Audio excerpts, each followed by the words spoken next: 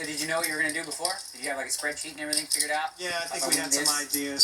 Some ideas, or like exactly? No, it wasn't exactly. It was just, we had a little bit of a game plan. Arlo folds. You have a target number in mind? Not today. Yesterday, I had a target to walk away. Nadia, right? Now, yeah, that'd be great. Then you get the passport. She won like 63. So you just, all you got to do is win 40. Piece of cake, right? 40-ish. Against you guys? 40, 50,000. But there's still more loose cannons to play, so that number's got to Right. still. Yeah. It's not. What did you make it?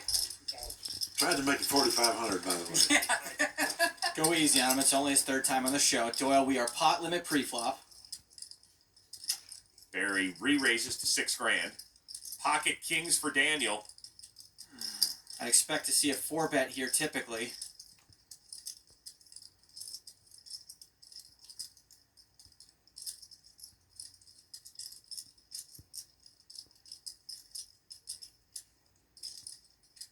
Nope, just calls.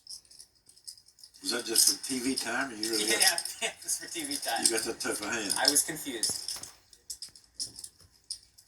I have a very good hand. Yeah, I bet you do. Doyle's not getting the right odds, but he is in position. And calls.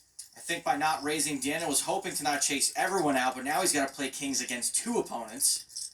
The flop, queen deuce tray, top pair for Barry. This is exactly the kind of flop Daniel wanted.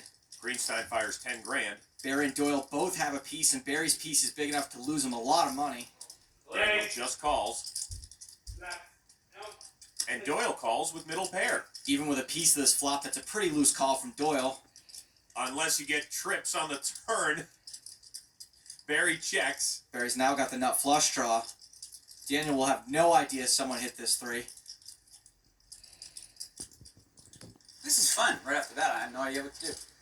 He knows with this many players along for the ride, his kings are very susceptible. I check. Daniel checks.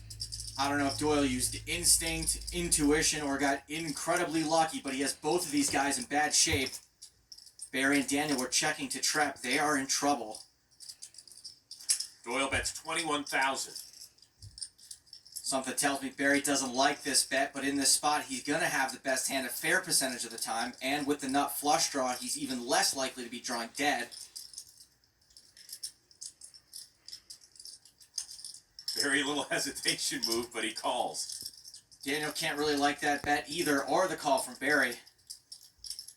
He's right to think about this hand, but I don't see how he could get away from it, even if his spidey sense is going off. Like Barry, he's just not going to be beat very often in this spot. Having to make this decision is one of the pitfalls of slow playing big pairs pre-flop. Daniel calls. The river. 4 of diamonds giving Barry a flush. Barry called the turn hoping to hit a diamond. Let's see if he still likes it. Oh, He does. Barry's all in. Those are pretty much the kings of comedy at this point.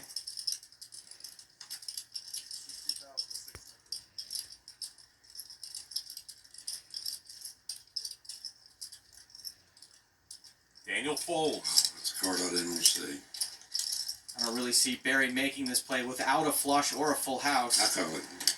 Doyle calls and sees the bad news. That's real. You turned a 3 to it? If I raised the flop, I would have lost the whole thing. Yeah, I wasn't going anywhere. No, I had to. You had me beat? Uh-huh. Jeez. It's the story of my life lately. Barry Greenstein rakes in a pot worth more than $250,000. And don't forget to pick up his new book, 4 of Diamonds on the River.